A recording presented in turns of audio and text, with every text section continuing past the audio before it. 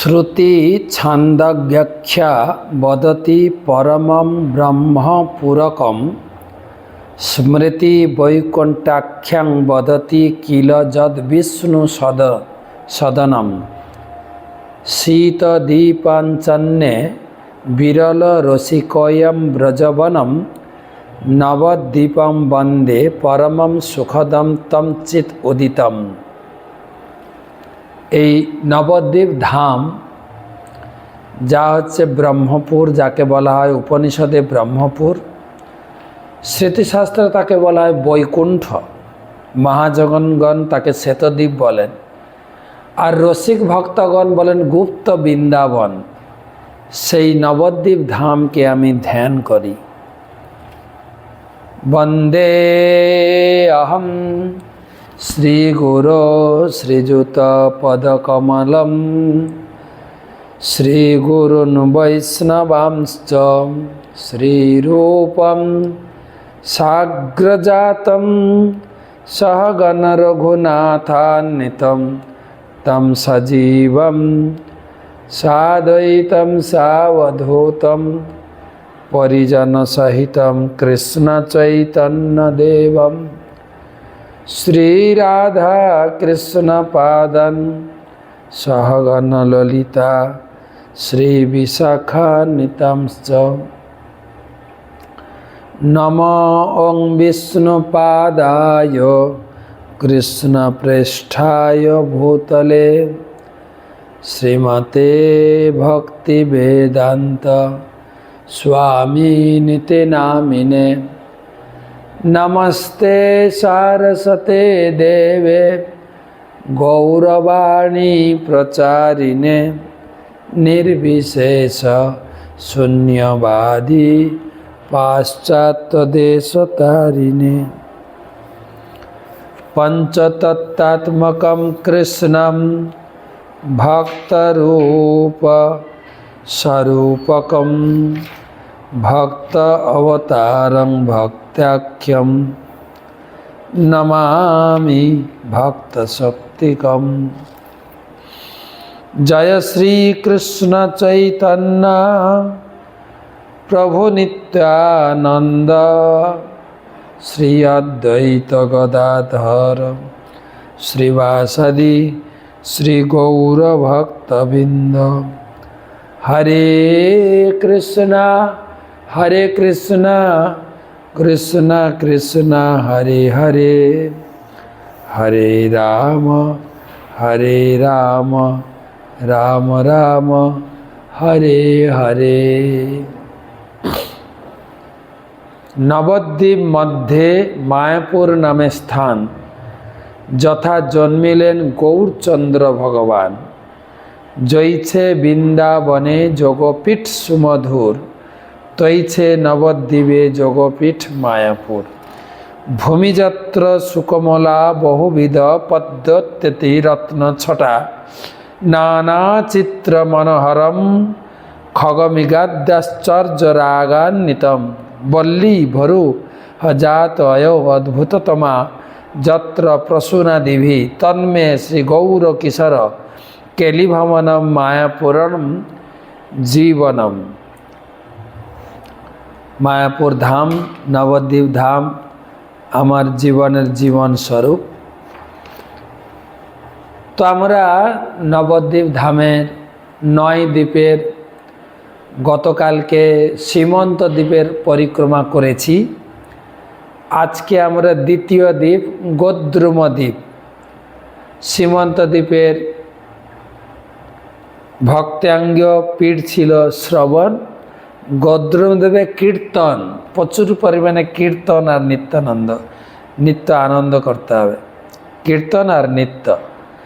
গোদ্রুমাখ্যে হরে স্থানে বসতি যে নরোত্তমা, সর্বপাপ বিনুর্মুক্তা তে জানতি পরমং পদম।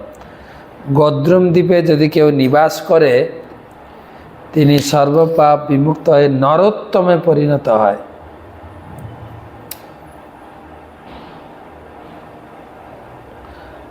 তো বলছেন মস্তক নোয়ায়ে নমি শ্রী গোদ্রুম বন বাক্যে সদা গদ্রুম করিয়ে কীর্তন, সূক্ষ্ম বুদ্ধি যোগেশ্বরী শ্রী গদ্রুম ধাম, গদ্রুম ছাড়িয়া মর অন্য নাহি কাম। মাথা নত করে গদ্রুম দেবকে বারবার প্রণাম করি। এই গদ্রুম দেবেই কীর্তন এবং সবসময় গদ্রুম দেবের স্মরণী। গদ্রুম দেব ব্যতীত আমি অন্য কিছু জানি না। মিলন্তু চিন্তামণি কটিকটয় স্বয়ং বহির্দৃষ্টিমপৈতু তাহরি, তথাপি তম গদ্রুম ধূলিধূসরম নহ দেয়াম অন্যত্র কদাপি জাতুমে। কোটি চিন্তামণি যদি মিলে অন্য স্থানে, শ্রীহরির বহির্দৃষ্টি যদিও সেখানে, তথাপি গদ্রুম ধূলি ছাড়িয়ে শরীর অন্যত্র না পায় যেন এই বুদ্ধি স্থির।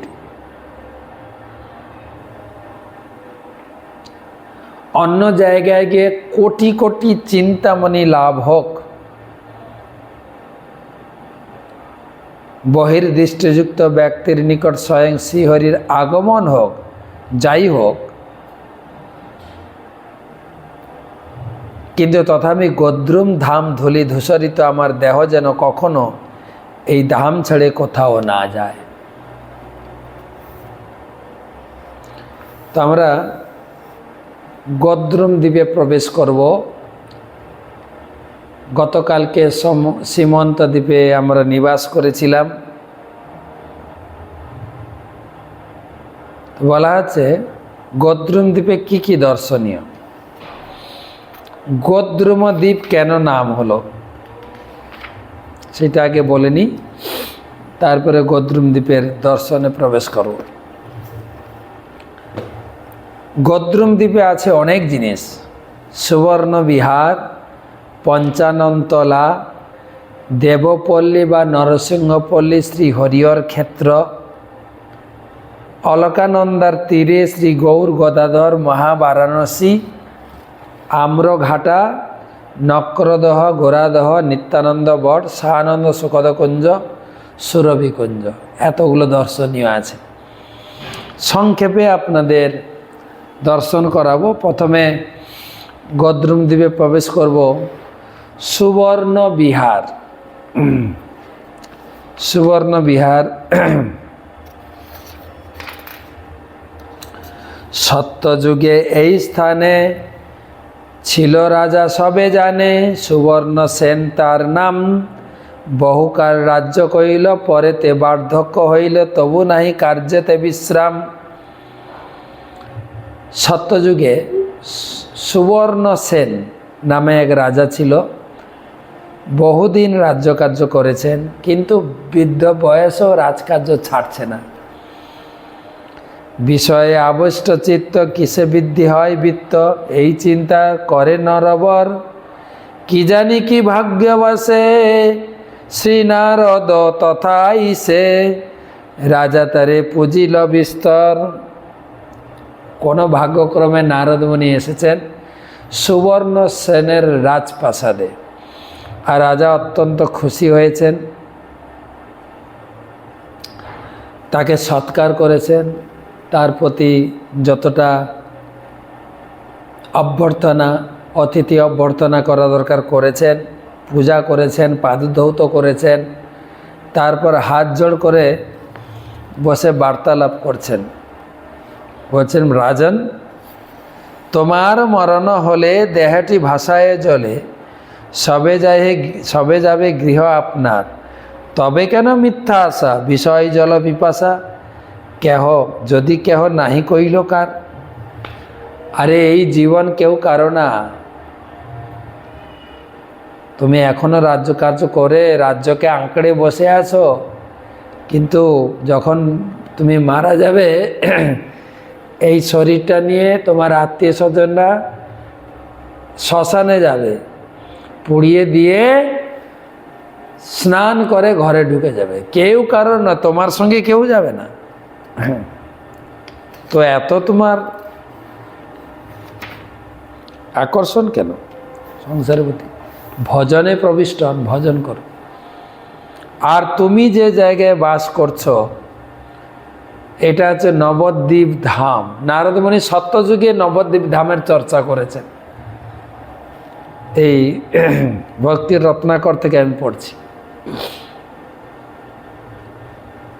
তুমি যেখানে বাস করছো এটা হচ্ছে নবদ্বীপ ধাম। এখানে কলিযুগে গৌরাঙ্গ মহাপ্রভু আবির্ভূত হবেন, অকাতরে প্রেম বিতরণ করবেন। গৌরাঙ্গ মহাপ্রভুর সম্বন্ধে অনেক গুণকীর্তন করেছে। ধন্য কলি আগমনে হেতালয়ে কৃষ্ণগণে শ্রী গৌরাঙ্গ লীলা প্রকাশিবে যেই গৌর নাম লবে তারে কৃষ্ণ কৃপা হবে ব্রজে বাস সেই তো করিবে গৌর নাম না লইয়া যেই কৃষ্ণ ভজে গিয়া সেই কৃষ্ণ বহুকালে পায় গৌর নাম লয় যেই সদ্য কৃষ্ণ পায় সেই অপরাধ নাহি রহে ভাই। গৌরাঙ্গ মহাপ্রভু এখানে স্বয়ং কৃষ্ণ এখানে আবির্ভূত হবেন আর এখানে প্রেম বিতরণ করবেন। সেই অবতারে কারোর অপরাধ নেবেন না, অকাতরে প্রেম বিতরণ করবেন। নিদ্রা ভাঙ্গি নরপতি কাতর হইল অতি গৌর লাগি কর এ কন্দন। গৌরাঙ্গ মহাপ্রভু মহিমা শ্রবণ করে চিন্তা করতে করতে রাত্রিকালীন প্রসাদ খেয়ে বিশ্রাম করেছেন।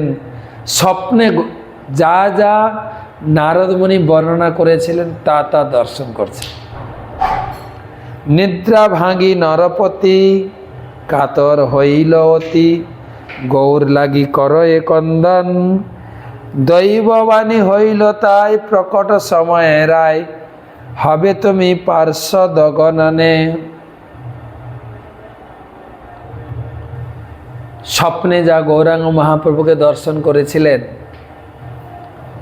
তিনি সেই স্বপ্নে দেখা গৌরাঙ্গ মহাপ্রভু তপ্ত কাঞ্চন বর্ণ, তিনি হা উতাস করে বুক চাপড়াচ্ছেন, কি দর্শন করলাম।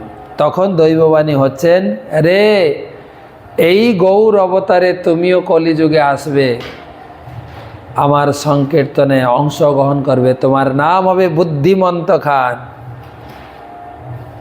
আর আপনারা চৈতন্য চরিতামৃত পড়বেন, সেই বুদ্ধিমন্ত খান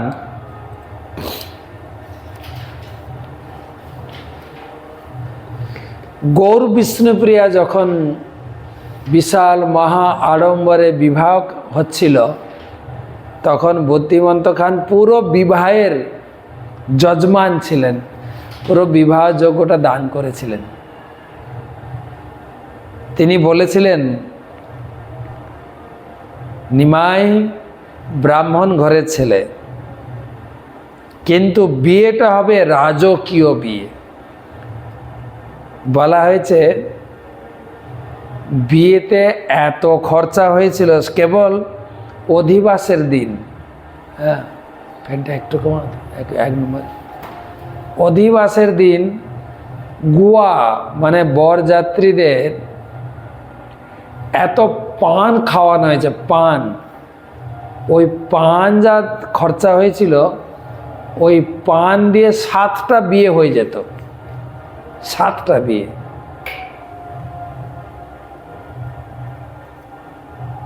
তো সেই বুদ্ধিমন্ত খান তিনি সত্যযুগে স্বপ্নে গৌরাঙ্গ মহাপ্রভুকে দর্শন করেছিলেন সুবর্ণ সেন রূপে। নারদ মুনি এসেছিলেন সেই সংবাদ দিতে। আমরা সেখানে যাই, সেখানে গিয়ে সেখানে একটা ভক্তি সিদ্ধান্ত সরস্বতী ঠাকুর গৌড়ীয় মঠ করেছেন। যখন ছিল ভক্তি সিদ্ধান্ত সরস্বতী ঠাকুর ওখানে মঠ তৈরি করতে চেয়েছিলেন, স্থানীয় লোকেরা বলছিলেন, মহারাজ আপনি এই জায়গাটা কেন পছন্দ করছেন? ওটা টিলার মতো ছিল আর ঘোর জঙ্গল, হিংস্র জন্তু জানোয়ারও থাকতো, বাঘ ভালুক, সর্প সংকুল ছিল। তো লোকাল লোক বলছে আপনি ভালো জায়গায় যান, বলছে না এই জায়গাটি লাগবে। তো ওই জায়গা খননকালে অনেক সেই সত্যযুগের রাজপ্রাসাদের ভগ্নাবশেষ সেগুলো পাওয়া গেছে, সেগুলো রক্ষিত আছে। আর সেখানে আমাদের বসে আমরা কীর্তন করি আর একটু গড়াগড়ি করি ছোট্ট করে, তারপরে আমরা ওখান থেকে চলতে শুরু করি। ওখান থেকে গিয়ে আমরা পৌঁছাই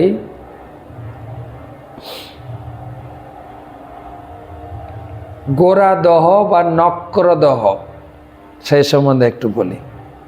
নক্রদহ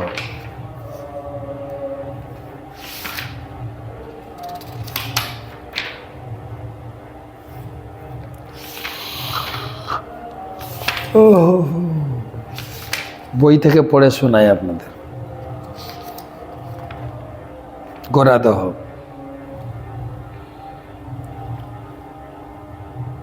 এই গোরাদহ হচ্ছে বৃন্দাবনের কালীয়দহ।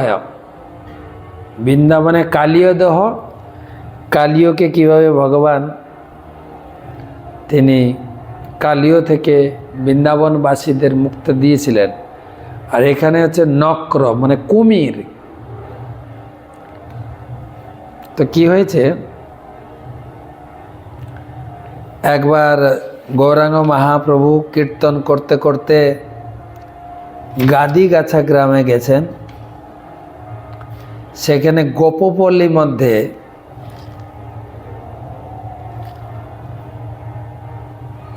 পাশে ওখানে কীর্তন করছেন। কীর্তন করতে করতে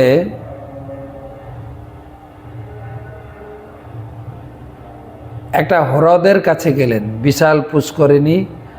হ্রদে স্নান করে জল পান করে মহাপ্রভু ভক্তদের নিয়ে একটা বিশাল বটবৃক্ষের নিচে বিশ্রাম নিলেন।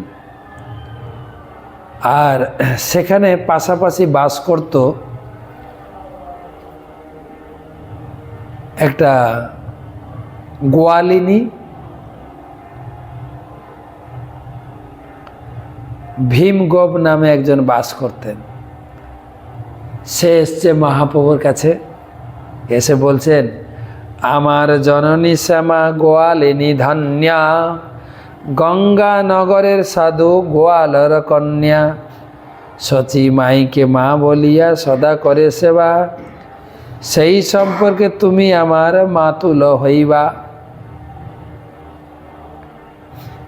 সচী মাকে আমার মা মা বলে ডাকেন, তাহলে তুমি মায়ের ভাই, তুমি হবে মামা। মামা মায়ের ভাই মা হয় না, মামা হয় না? আমরা ছোটবেলায় যখন পড়তাম স্কুলে, কৌতুক করে বাচ্চারা বলতো, বলো তো মামা মায়ের কে হয়? মায়ের ভাই হয়, মার ভাই। মার ভাই বলা সব ঠাস করে মেরে দিত। তুই মারলি কেন? তুই যে বললি মার ভাই, তাই মারলাম। তো ভীম গোয়ালা, হ্যাঁ, ভীম গোপ, সে মহাপ্রভুর চরণে গিয়ে বলছে, মামা, ও মামা। বলছে মামা কি করে হলো? দেখো আমার মা তোমার মাকে মা বলে ডাকে, তার সেবা করে, সেই সম্পর্কে তুমি মায়ের ভাই, আমার মামা। চলো মামা ঘরে মোর, চলো দল লইয়া, শ্রীকৃষ্ণ কীর্তন কর আনন্দিত হইয়া, দধি দুগ্ধ যাহা কিছু রাখিয়াছে মা, সব খাওয়াইব আর টিপে দিব পা। মামা বাড়িতে চলো না প্লিজ, আমাদের বাড়িতে দই দুধ ছানা মাখন বহুত কিছু আছে, খাওয়াবো, তোমাদের সবাইকে খাওয়াবো, আর তোমার পা টিপে দেবো, তুমি বিশ্রাম নেবে। তো বলে মহাপ্রভু তার পার্শ্বদেরকে ডেকে নিয়ে যাচ্ছে। বাড়িতে পৌঁছেছে, তখন শ্যামা গোয়ালিনী, ওই ভীমগোপের মা বলছে, শ্যামা বলে, পণ্ডিত দাদা কেমন আছেন মা? ভালো ভালো বলি গোরা নাচাইল গা। বলছে পণ্ডিত দাদা, নিমাই পণ্ডিত, মা কেমন আছে গো? আর তখন এই গৌরাঙ্গ মহাপ্রভু গা দিলে, হ্যাঁ হ্যাঁ হ্যাঁ হ্যাঁ ভালো আছে। তারপর বাড়িতে নিয়ে গিয়ে দই, দুধ, ক্ষীর, সর প্রচুর খাইয়েছে। তারপরে মহাপ্রভু ভক্তদের নিয়ে কীর্তন করতে করতে বেরিয়ে আসছেন। তখন গ্রামের লোকেরা, বিশেষ করে রামদাস মহাপ্রভুর কাছে নিবেদন করছে, নিমাই একটা কথা বলবো, এই যে পুকুরটা আছে, এই পুকুরের জল আমাদের গাই বাছুর কেউ খেতে পারে না। বলছে কেননা ওখানে একটা কুমির আছে, সে কুমিরের ভয়ে কেউ যায় না। তুমি দেখো তো এর জন্য কিছু করা যায় কিনা। নক্র এক ভয়ঙ্কর বেড়াই দহের জলে, জল না খাইয়া গাম্ভীর ডাকে হাম্বা বলে। তাহা শুনি গোরা করে শ্রীরাম সংকীর্তন, কীর্তনে আকৃষ্ট হইল নক্র ততক্ষণ। ওর পাড়ে গাই বাছুর যায় কিন্তু জল খেতে পারে না কুমিরের ভয়ে। তখন মহাপ্রভু জোরে কীর্তন করতে শুরু করলেন। অন্যান্যরা ভয় দেখাচ্ছে, এই তোমরা যে এখানে কীর্তন করো না, এখানে কীর্তন করলে কিন্তু মহা বিপদ হয়ে যাবে, কুমির এসে তোমার থেকে খেয়ে ফেলবে। আর মহাপ্রভু জোরে জোরে কীর্তন করতে শুরু করলেন, হরে কৃষ্ণ জোরে জোরে নাচো, কৃষ্ণ কৃষ্ণ হরে হরে, হরে রাম রাম রাম হরে হরে। জোরে জোরে কীর্তন শুরু করেছে। আর কীর্তন শুনে সেই কুমির জলে ভেসে উঠে গেছে। আর সবাই ভয় পেয়ে গেছে। আগে তো কানে শুনেছিল, এখন যেই দেখতে পেয়েছে ভয় সবার। মহাপ্রভু যায়, ভয় খেও না, সবাই কীর্তন করো। আমাদের গৌরাঙ্গ মহাপ্রভু অভয় চরণার বিন্দরে, অভয়, তার চরণে আশ্রয় গ্রহণ করলে জীবনটা অভয় হয়ে যায়। হরে কৃষ্ণ বলো, সঙ্গে চলো, মহাপ্রভু বলতে, হরে কীর্তন করো। আর সেই কুমিরটা ধীরে ধীরে ধীরে ধীরে ভক্তদের দিকে এগিয়ে আসছে, ভক্তদের দিকে এগিয়ে আসছে। আরও ভয় খেয়ে গেছে। তো এসে মহাপ্রভুর চরণ স্পর্শ করেই তার কুমির দেহ ছেড়ে একটা সুন্দর দেব শিশু হয়ে গেল, জ্যোতির্ময় দেব শিশু। আর হাত জোড় করে মহাপ্রভুর চরণে প্রার্থনা করতে শুরু করলেন, জয় জয় সচিসুত পতিত পাবন, দীনহীন অগতির গতি মহাজন, 14 ভুবনে ঘষে সুকীর্তি তোমার, আমাহেন অধমে করিলে উদ্ধার, এই নবদ্বীপ ধাম সর্বধাম সার, এখানে হইলে কলি পতিতা পাবান, কলিজীব উদ্ধারিবে দিয়া হরিনাম, আসিয়াছ মহাপ্রভু তোমাকে প্রণাম। মহাপ্রভু চরণে পতিত হয়ে কান্না করে করে সে গুণকীর্তন করছেন।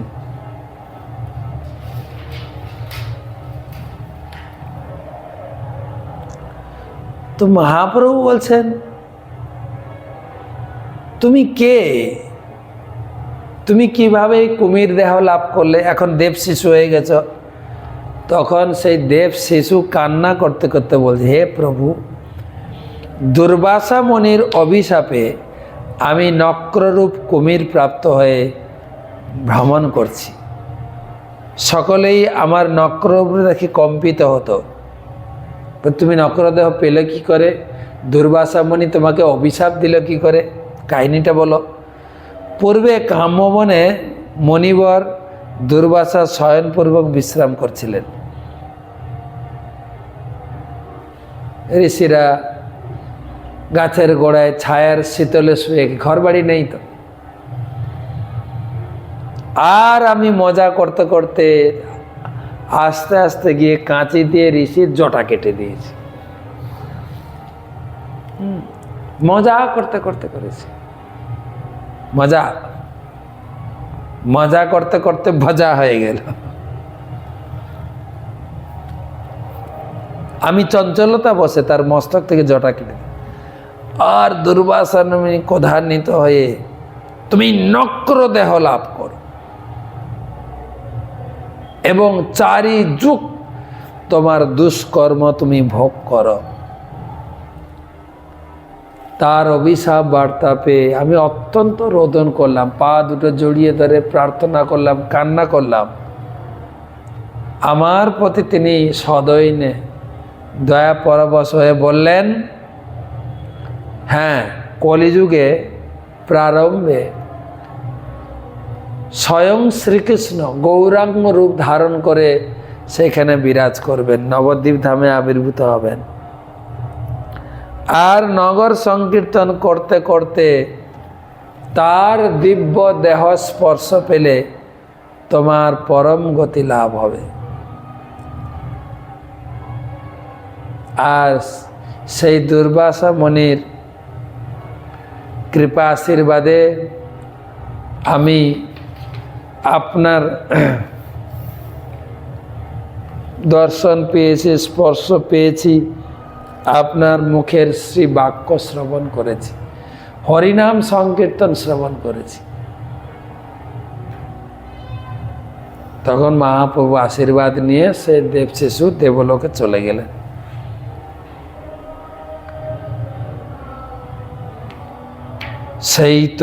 সেই হইতে গোরা দেহ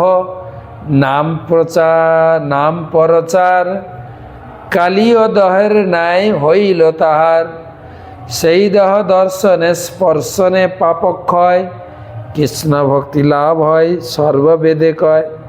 বেদে বলা আছে, এইখানে যদি কেউ বাস করে, এইখানে কেউ যদি দর্শন করে, সে অবশ্যই কৃষ্ণ ভক্তি লাভ করবেন, সর্বপাপ মুক্ত হয়ে সে ভগবত ধামে ফিরে যাবে।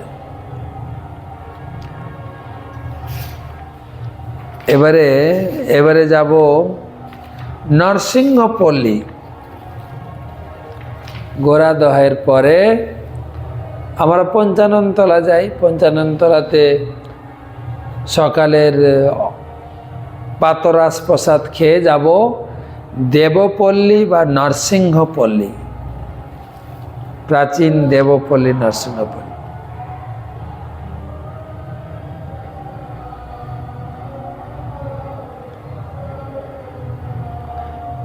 পাশে রয়েছে মন্দাকিনী নদী, বিশাল মন্দাকিনী নদী।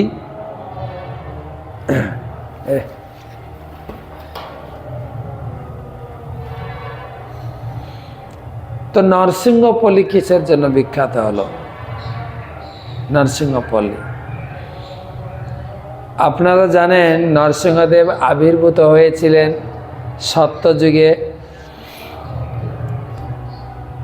কোথায়?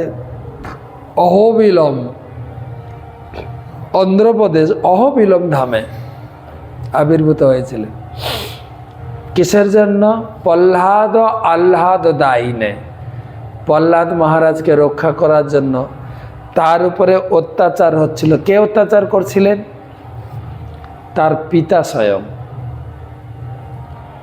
তার পিতা স্বয়ং অত্যাচার করছিলেন। আর ভগবান আবির্ভূত হয়ে হিরণ্যকশিপুকে বধ করেছেন, আঙুল দিয়ে চিরে ফেলেছেন। কিন্তু হিরণ্যকশিপুকে বধ করার পরেও ভগবান শান্ত হচ্ছেন না। এত ক্রোধ, আমার ভক্তের উপরে এত অত্যাচার, কোথাও তোমরা ছুটছেন। হিরণ্যকশিপুর মতো আরো যত অসুর আছে সবাইকে বধ করে ফেলবো।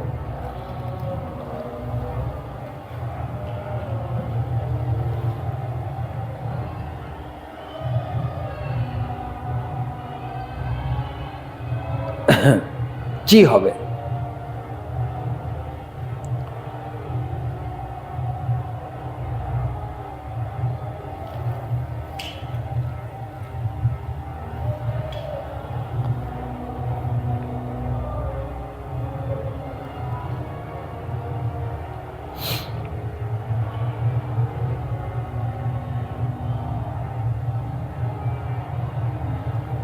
ছুটছেন, সেই অবিলম্ব ধাম থেকে ছুটছেন ক্রোধে, আর দেবতারও তার পিছনে পিছনে ছুটছেন ভগবানের পিছনে।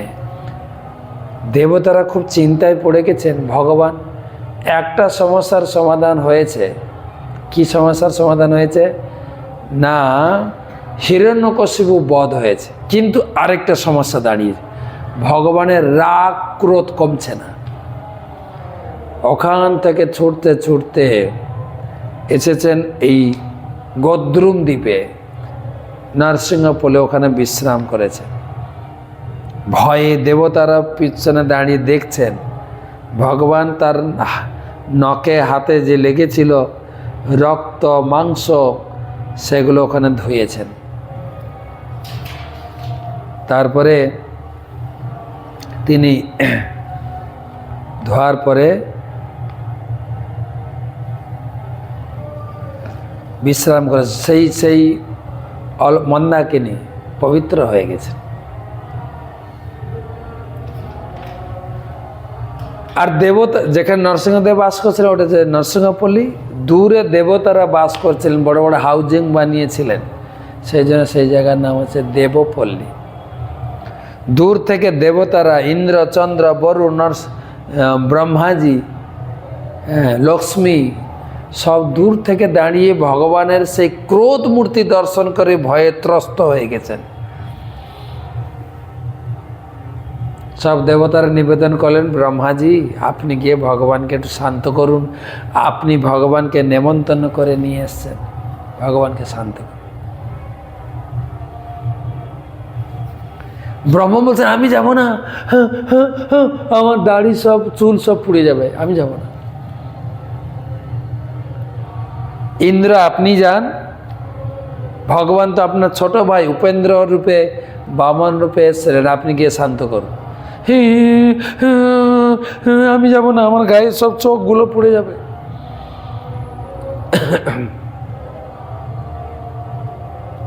মা লক্ষ্মী তোমার ঘরের প্রভু, তুমি যাও, ঘরের প্রভুকে সামাল দাও। স্ত্রী প্রভুর মানে স্বামীর মন বুঝে কথা বলে শান্ত করতে পারে। স্ত্রীরা স্বামীদের মন বোঝেন না, স্বামীরাও স্ত্রীদের মন বুঝে, কোন তালে কোন কথা বলতে হবে। আর মায়েরা জানে কোন সময় কি কথা বলে কাজ আদায় করতে হয়। ভালো কাজ আদায় করতে গেলে, ও গো তুমি ছাড়া আমার কি আছে বলো, আমি তোমাকে খুব ভালোবাসি, আমার এটা করে দাও না প্লিজ, ব্যাস। আর যখন এই মিষ্টি কথায় কাজ হয় না, তখন ধাবা, চুপ, যা বলছি তা করো, তোমার কাছে আমি ভিখারির মতো চাইবো নাকি, কি পেয়েছো আমাকে, ব্যাস। যখন যে ভাব কাজ করে সেই ভাব।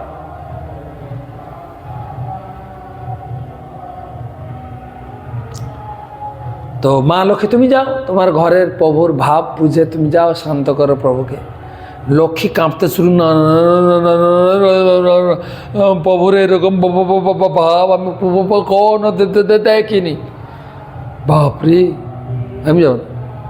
লক্ষ্মীও ডিনাই করলেন। তখন সবাই মিলে গণেশকে ধরেছেন, পেটবেলা গণেশ, তুমি যাও, তুমি তো ভগবানের পরম ভক্ত, নরসিংহদেবের ভক্ত। গণেশ বলছে ঠিক আছে আমি যাব। গণেশের সেই মার্সিডিজ বেঞ্চ বাহন কার, চুয়া বা ইঁদুর, তার উপরে এত বড় পেটবেলা গণেশ হেলে দুলে যাচ্ছে। আর ভগবান এত তার ক্রোধ, নাক দিয়ে ঝড়ের মতো করে হাওয়া বইছে, তুফান, আমফান বা সুনামি, আর এত জোরে হাওয়া বইছে, গণেশ সামনে আসতেই এই ঝড়ের বেগে পাল্টে খেয়ে পড়ে গেছে।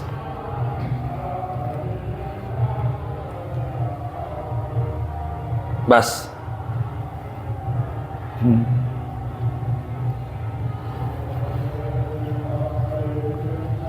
তখন সবাই হেসে ফেলেছেন, ভগবানও হাসছেন। সবাই বলল যাই হোক, ভগবান ঠান্ডা হয়েছে, শান্ত হয়েছে, না আবার ক্রোধ। তখন সবাই মিলে প্রহ্লাদকে পাঠালেন, প্রহ্লাদ তুমি যাও, তোমার জন্য ভগবান এই জগতে আবির্ভূত হয়েছেন। প্রহ্লাদ বলছে ঠিক আছে। সিংহের শাবক সিংহকে ভয় পায় নাকি? না তো। তো প্রহ্লাদ যাচ্ছেন একটা দেবলোকের মালা নিয়ে। প্রহ্লাদ এইটুকু, ভগবান আকাশ ছোঁয়া, সে বিশাল মূর্তি, এরকম তাকাচ্ছেন আর প্রহ্লাদ আসছেন। প্রহ্লাদকে ভগবান দিব্য হস্ত বিস্তার করে প্রহ্লাদকে কোলে নিয়েছেন। ভগবান শান্ত হয়েছে। সেই মূর্তি, শান্ত মূর্তি, যখন ওখান থেকে স্বয়ম্ভূ প্রকাশিত হয়েছে, সেখানে যাই আমরা দর্শন করি। সেখান থেকে আমরা চলে যাই, সেখানে আমরা খুব সুন্দর নাটক এবং নরসিংহদেবের বন্দনা, নমস্তে নরসিংহায় প্রহ্লাদ লাদদায়িনে হিরণ্য কশিপুর্বক্ষঃ শিলাটঙ্কন খালয়ে ইতো নৃসিংহ পরতো নৃসিংহ যত যত যামি ততো নৃসিংহ বহির্নৃসিংহ হৃদয়ে নৃসিংহ নরসিংহমাদিম শরণং প্রপদ্যে। নরসিংহদেবের প্রার্থনা করে নিত্য গীত হয়। ওখান থেকে আমরা চলে যাব হরিহর ক্ষেত্র। দূর, ওই দিন হাঁটা অনেক বেশি, গদ্রুমদ্বীপ হাঁটা। হরি, হরি মানে বিষ্ণু, হর শিব, দুই বিগ্রহ মিলিত রূপ, একটা বিগ্রহ হরি এক সাইডে, হর মিলিত। হরির পাশে আছেন লক্ষ্মী দেবী, হরের পাশে আছেন পার্বতী। এই স্থানটি একদম নদীর তীরে, গঙ্গার আরেক অভিন্ন অলকানন্দার তীরে অবস্থিত। অপূর্ব সুন্দর। অলকানন্দার পূর্ব ভাগে হরিহর ক্ষেত্র গণ্ডকের ধারে।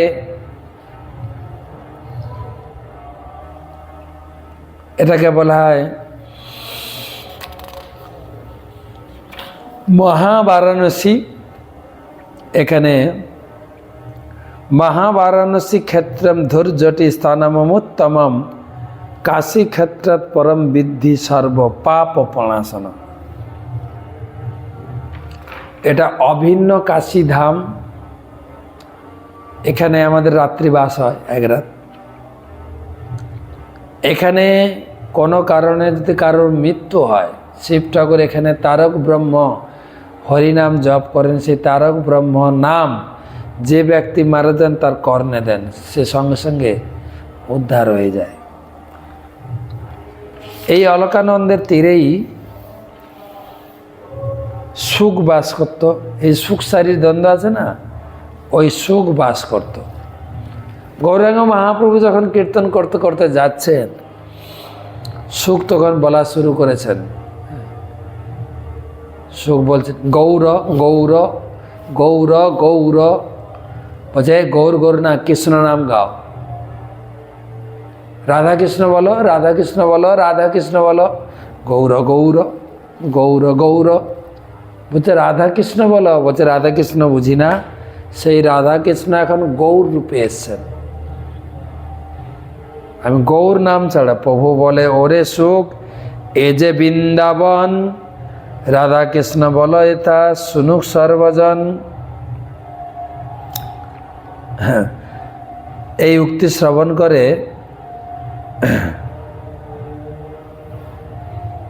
সুখ বলছে এই বনে আমি গৌর নামে কীর্তন করি, তুমি যতই আমাকে গৌর কৃষ্ণ নাম করতে বলে আমার মুখ থেকে গৌর গদাধর ছাড়া আর কিছুই আসছে না। গৌর গদাধরই আমার প্রাণের দেবতা ঈশ্বর। এই নাম ব্যতীত অন্য আর কোনো নাম আমার মুখে উচ্চারিত হচ্ছে না।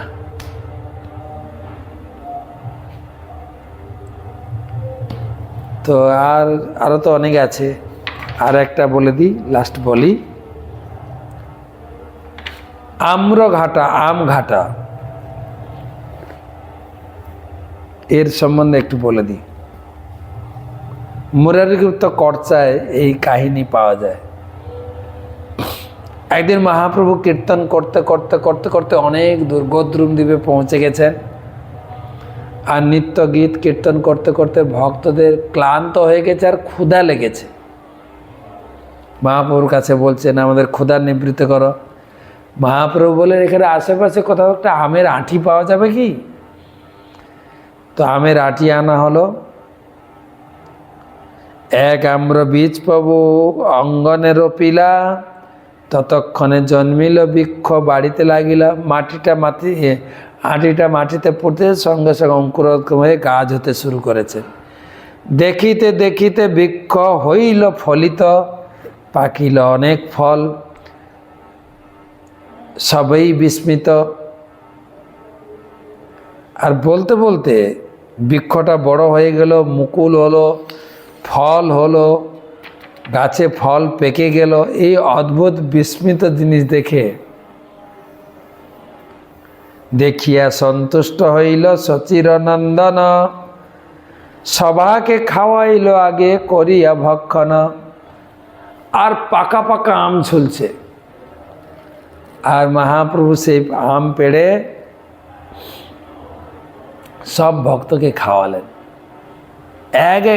বলা হয় একটা এত বড় আম ছিল, ও আঁটি ছিল না, খেলেই পেট ভরে যাবে। এই আম ঘাটের কথা আমার মিডল ইস্টে গেলে মনে পড়ে, যখন খেজুর খায়। আমাদের এদেশে খেজুর যে হয় গাছে, ছোট ছোট খেজুর হয়, উপরে অল্প একটু সার থাকে, পাকা খেজুর দেখবেন, আর মোটা বীজ। আর ওটা উল্টো, সৌদি আরব, দুবাই, বাহারিন, এই বড় বড় খেজুর, দুটো খেজুর খেলে আপনার পুরো মিল হয়ে যাবে, আর কিছু খেতে হবে না। আর একটু পাতলা একটা বীজ থাকে। তো এইখানে আমাদের আমেরও আঁটি থাকে প্রায় সমান সমান, বা কিছু কিছু আছে শুধু আঁটি, আমের সার তো বেশি নেই। এখানে আঁটি নেই, পুরোটাই সার। এত সুমিষ্ট, এত সুগন্ধ, একটা আম খেয়েই সবার পেট ভরে গেছে। এত পুরো রসে, সুস্বাদু রসে পরিপূর্ণ। অমৃতে নয় সুস্বাদু সেই আম ফল। আম ফল খেলেন শ্রীবাস অঙ্গনে, ওই প্রকার একটি আম্রবৃক্ষ সারা বছর ফল ফেলত। কিন্তু মহাপ্রভু ভক্তগণ ব্যতীত কেহি আম্রবৃক্ষ দেখতে পেল না, আম্রফলও খেতে পেল না। সকলেই আম্র মহোৎসবের কথা জানতো না, কয়েকজন জেনেছে। তার স্মৃতিতে প্রচুর আম গাছ লাগানো হয়েছে, সেই আম বাগে উদণ্ড কীর্তন। আম তো নেই, এখন আমের বকুল ধরে, আর খুব আনন্দ করা হয়। এই সব লীলা করে সচিরনন্দন, অন্য লোক নাহি জানে বিনা ভক্তগণ। এই মতো 12 মাস কীর্তন অবসানে, আম্র মহোৎসব প্রভু করে দিনে দিনে। আমঘাটাতে আমরা যাই, আম গাছকে আলিঙ্গন করি, আশীর্বাদ গ্রহণ করি। তো মোটামুটি গদ্রুম দ্বীপের মোটামুটি কিছু মুখ্য মুখ্য জিনিসগুলো আমরা স্পর্শ করলাম, ভ্রমণ করলাম। সুবর্ণ বিহার, তারপরে নরসিংহপল্লী, হরিহর ক্ষেত্র, মহাবারাণসী, তারপরে গোরাদহ, আরও বাকি থেকে সানন্দ সুখদ কুঞ্জ, যেখানে ভক্তি বিনোদ ঠাকুর বসে এইসব ভজন লিখেছেন, ওখান থেকে টিওপিপি মন্দির দর্শন করেছেন। এখন টিওপি মন্দির হচ্ছে, ভক্তি বিনোদ ঠাকুর 200 বছর আগে এই মন্দির দর্শন করেছে। প্রভুপাদ বলেছেন এই মন্দির রয়েছে, ভক্তি বিনোদ ঠাকুর নিজের চোখে দেখেছেন। কিন্তু আমাদের জড়চক্ষু যেহেতু রড, সিমেন্ট, ইট দিয়ে বানিয়ে দেখিয়ে দিতে হবে জগৎকে, সেই জন্য প্রভুপাদ বলতেন এই টিওপিপি মন্দির যা ভক্তি বিনোদ ঠাকুর দেখেছেন, এই মন্দির তৈরির জন্য যে একটু সাহায্য করবে, ভক্তি বিনোদ ঠাকুর নিজে এসে তার হাত ধরে ভগবত ধাম নিয়ে যান। সেই সানন্দ ভক্তি বিনোদ ঠাকুরের ব্যবহৃত সব জিনিস, বসত বাটি। আর লাস্ট হচ্ছে সুরভি কুঞ্জ। যেখানে সুরভি গাই তপস্যা করেছিলেন। তার কাহিনীটা হচ্ছে, এই দ্বীপের নাম হচ্ছে গদ্রুম দ্বীপ। গো মানে গাই, ধ্রুব মানে বিশাল বটবৃক্ষের নিচে গাই তপস্যা করেছিলেন। কেন গাই তপস্যা করেছিলেন? না, ইন্দ্র দাপরিল্লায় তিনি একটা ভুল কাজ করেছিলেন। বৃন্দাবনের উপরে 7 দিন 7 রাত বর্ষা, তুফান, ঝড়ো হাওয়া বইয়ে দিয়েছিলেন। বৃন্দাবনবাসীদের যৎপরণাস্তি হয়রানি করেছেন। পরে ভগবানের চরণে এসে ক্ষমা চাইলেন, ভগবান তাকে ক্ষমা করে দিলেন। কিন্তু ইন্দ্রর মনে এত অনুতাপ হলো, এত পশ্চাতাপ হলো যে আমি এত বড় ভুল করলাম, ব্রজবাসী ভগবানের পার্শ্বদের এত হয়রানি করলাম। যাই হোক, যা হবার তো হয়ে গেছে, এখন আমি যাই নবদ্বীপে গিয়ে একটু ধ্যান তপস্যা করি। কেননা এর পরে কলিযুগে মহাপ্রভু নবদ্বীপে আসবে। আবার যদি কোনো ভুল হয়ে যায়, ভুল সবার হয়, ভুল হোনা প্রকৃতি হ্যায়, মান লেনা সংস্কৃতি হ্যায়। ভুল তো হবে, এটা জীবনের নিয়ম। কিন্তু কেউ ভুল ধরিয়ে দিলে মেনে নিতে হবে, হ্যাঁ আমার ভুল। সুধার লেনা প্রগতি হ্যায়। কেউ শুধরাতে পারে, জীবনে প্রগতি দেয়, অনেক উচ্চ স্তরে চলে যায়। তো সেই ইন্দ্র এসে গাইকে নিয়ে এসে এইখানে তপস্যা করেছিলেন। সেই জন্য এই দ্বীপের নাম হচ্ছে গদ্রুম দ্বীপ। আর সুরভি তপস্যা করেছিলেন, সেই জন্য সুরভি কুঞ্জ। নদিয়া গদ্রুমে নিত্যানন্দ মহাজন, পাতি আছে নাম হট্ট জীবের কারণ। নদিয়া গদ্রুমে, গদ্রুম দ্বীপে নিত্যানন্দ প্রভু ওই সুরভি কুঞ্জেতে পাতি আছে নাম হট্ট। সুরভি কুঞ্জেতে পাতি আছে নাম হট্ট, নাম হট্টের অফিস খুলেছিলেন, নামের হাট প্রচার করেছিলেন সেই গদ্রুম দ্বীপ। সেই নাম হট্ট বন্ধ হয়ে গেছিল। পরবর্তীকালে ভক্তিবিনোদ ঠাকুর তাকে পুনরুদ্ধার করেন এবং সেটাও বন্ধ হয়ে যায়। শিল প্রভুপাদ সারা বিশ্বের বড় বড় শহরে প্রচার করেছেন, নগরে প্রচার করেছেন। শিল জয়পতাকা স্বামী গুরু মহারাজকে নির্দেশ দিয়ে গেলেন, তুমি গ্রামে গ্রামে প্রত্যেক বাড়িতে মন্দির প্রতিষ্ঠা করো। তাই ছিল আমার গুরুদেব পরমারাধ্য সে সময় জয়পতাকা স্বামী গুরু মা সারা বিশ্বে সেই নামহট্টের প্রচার প্রকল্প গড়ে তুললেন। আজ নামহট্টে প্রচারের মাধ্যমে সারা বিশ্বের লোক ভক্ত হওয়ার সুযোগ পেয়েছে। বর্তমান ভক্তি বিক্ষ, কর্পোরেট পিচিং, এই পিচিং, ও পিচিং, অনেক নাম হয়ে গেছে। মূলত একটাই পিচিং, নামহট্ট। সেই সুরভি কুঞ্জ, এখানে আমরা এক রাত বিশ্রাম করি, রাত্রে নিবাস করি। তো সীমন্ত দ্বীপ বর্তমান লোকে শিমুলিয়া বলে চেনে।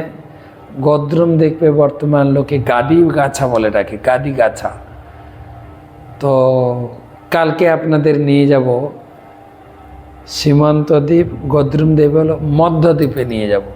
মধ্যদ্বীপে কী কী দর্শনীয় আছে দর্শন করাবো। নবদ্বীপ ধাম কি, নবদ্বীপ মণ্ডল পরিক্রমা কি, সপার্শ্বদ শ্রী গৌর হরি কি, গৌরাঙ্গ।